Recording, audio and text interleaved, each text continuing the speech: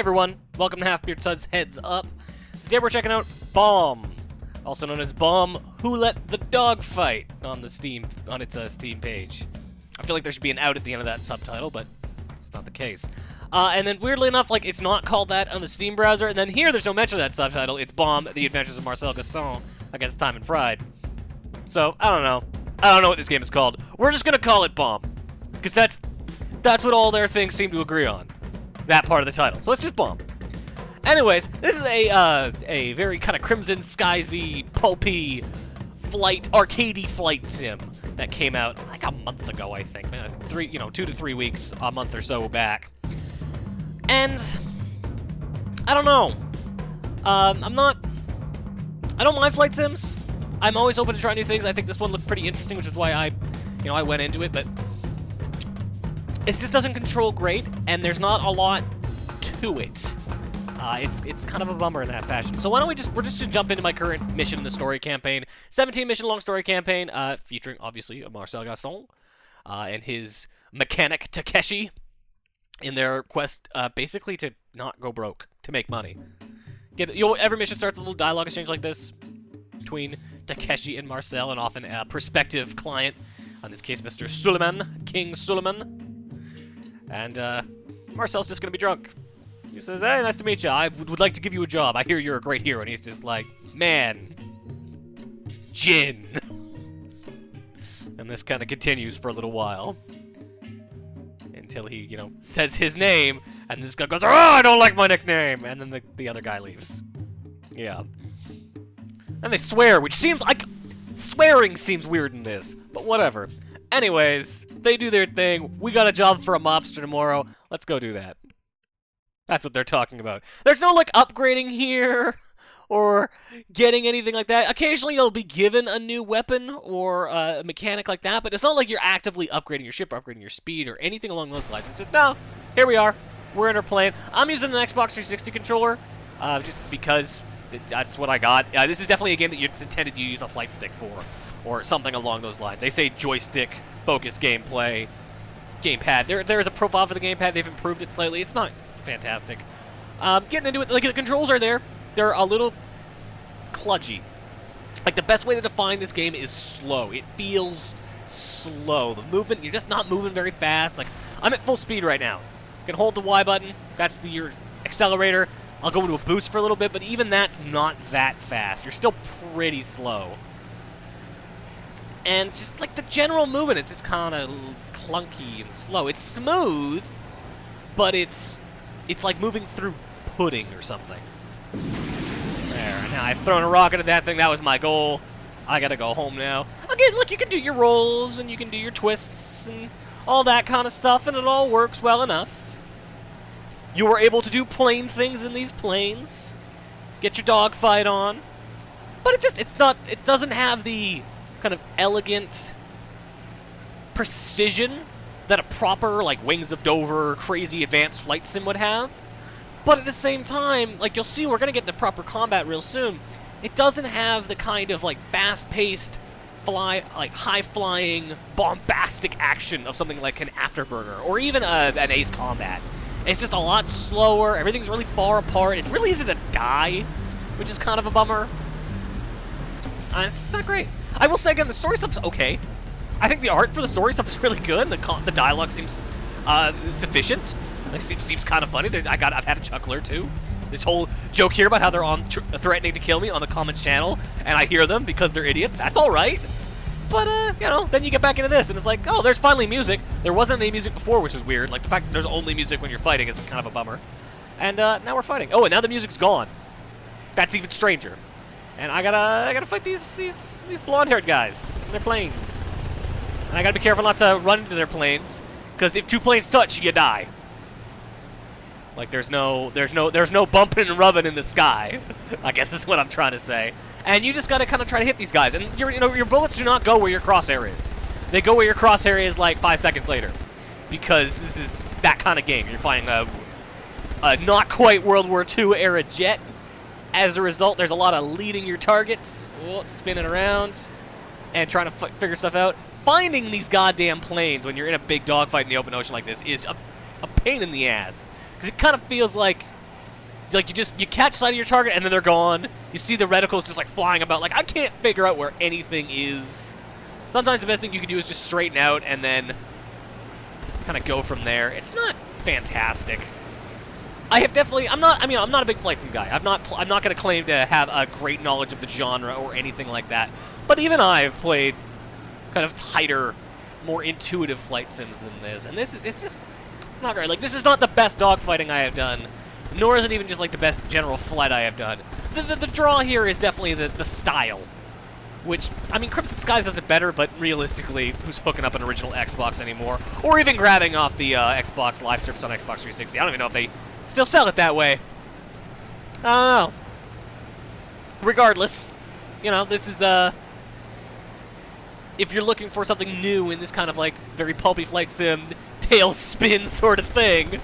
I don't know why tailspin is the thing I think of, but it is. Yeah, it's there. It's $15, which I think is...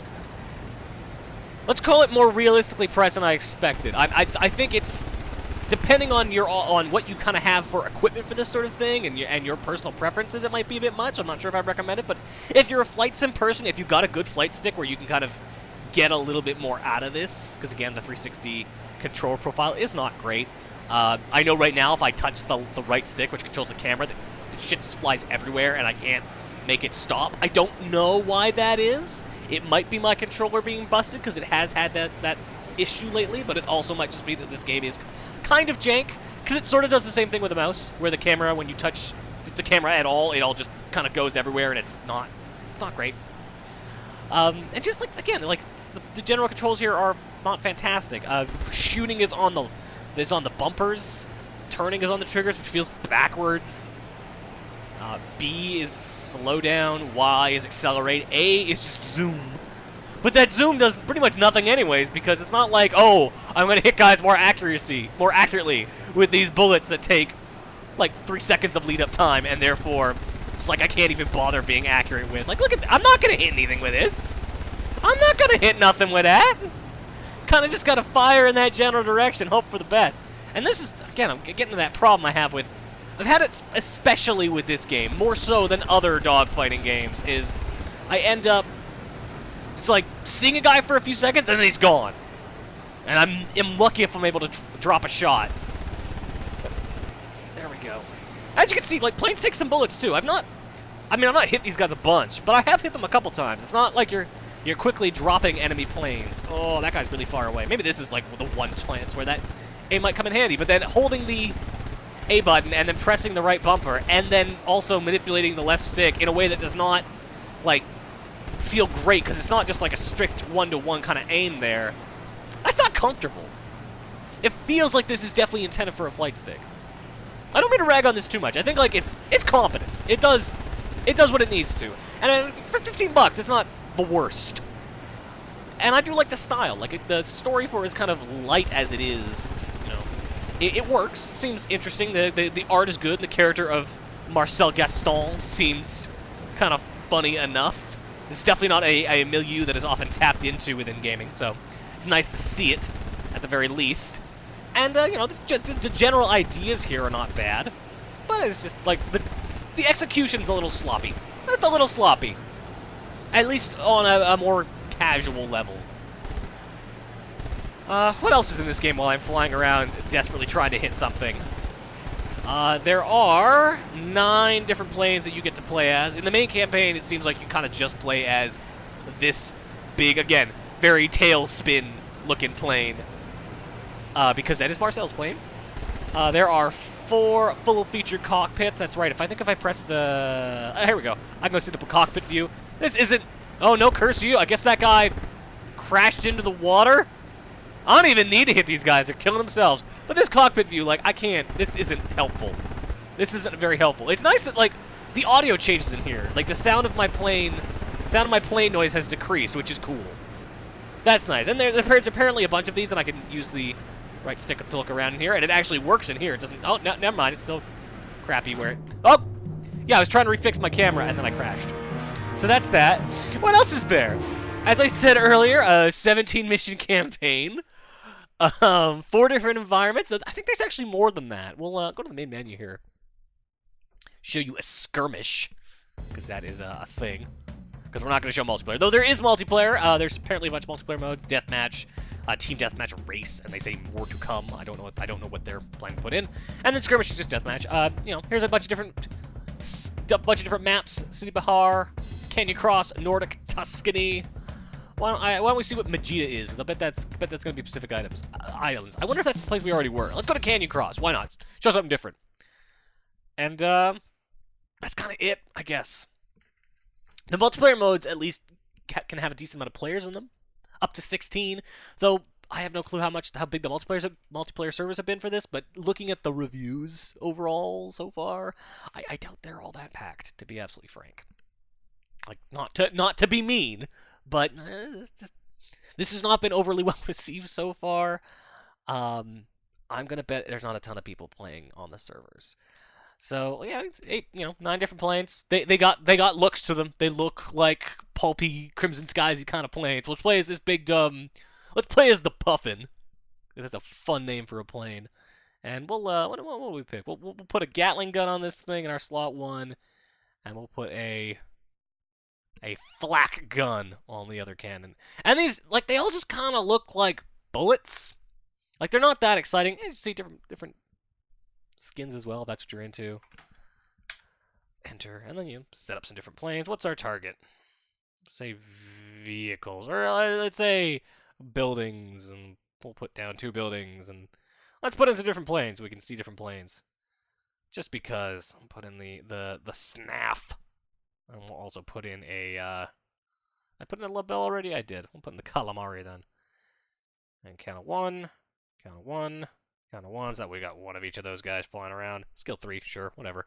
We're not going to be in the skirmish for that long. Yeah, look, the camera's just the camera's always going to fuck up, and then you kind of got, I'm resetting it with the right stick, but I'm nudging it just so slightly to get it into place, and it doesn't want to stay.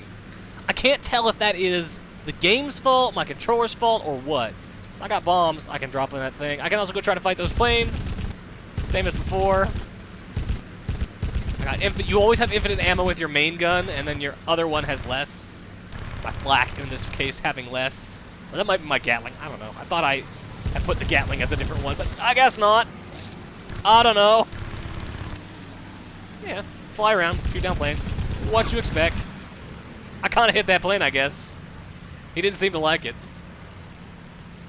And you gotta go. Our goal is to go destroy that building with the bomb. It looks kind of tough. As you can see, a number of different environments, like they said. They said 4 different environments. They all look pretty good. I think the environment detailing is nice enough.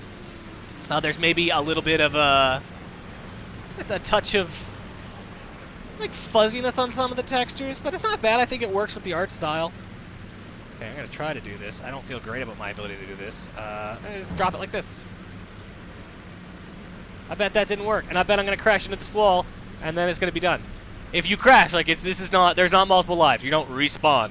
You restart. Which is kind of a bummer. Oh, yeah. Nothing about this is going to go good. Yeah, pull it up, pull it up, pull it up. Ah, none of that's great. I'm going to crash into that wall. Yep. I crashed into the fucking wall. And if all I can do is restart. That just takes me back here. Let's go back to the main menu. Let's just see. Maybe I'm wrong. Maybe this game is a huge hit. Let's see if there's any servers. There is one with 1 player in it, and the ping is awful. So we will not be joining that. Yes. I guess that's bomb. I mean, I could show more of that single-player level, but it's just gonna be doing what I've already done. I mean, I don't know. I think if you're a big flight sim guy and you're looking for something that's kind of unique, maybe this is up your alley for 15 bucks. I mean, $16.99 Canadian. I'm assuming 50 bucks American because fucking exchange rate is bad right now. It's real bad. I mean, I guess that's okay. I like there's stuff here that's cool. The story seems okay. I like a lot of the ship design. I like a lot of the map design. Seems okay. Like there's something here. It's not fantastic. It's not incredibly well executed. So take that as you will. I'm not gonna really be recommending this one necessarily, but if you like what you've seen here, You know, if there's a demo, maybe go check that out. I have no clue if there's a demo. If there's a demo, go check that out. So, as always, I've been your host, Halfbeard, and we're out of here. Once again, this has been Bomb. Number of subtitles. There's a couple of them, but you just type in Bomb onto Steam, you'll find it. And anyway, as always, I've been your host, Halfbeard. Have a good one, guys. Later. Hey everyone, I hope you enjoyed that piece of Halfbeard's HUD content. We can't thank you enough for taking the time to watch it. That said, I did want to take a moment to let you all know that we do have both a Patreon page as well as a PayPal link on our website if you're interested in donating to us. Those donations will allow us to improve our recording equipment, cover the games that publishers don't send us, and take things a step further with new features such as a revived Halfbeard's HUD podcast. Our goal has always been to provide you with reliable and enjoyable content, and your support would really help us pursue that in even bigger and better ways. Thanks again for watching, and have a good one.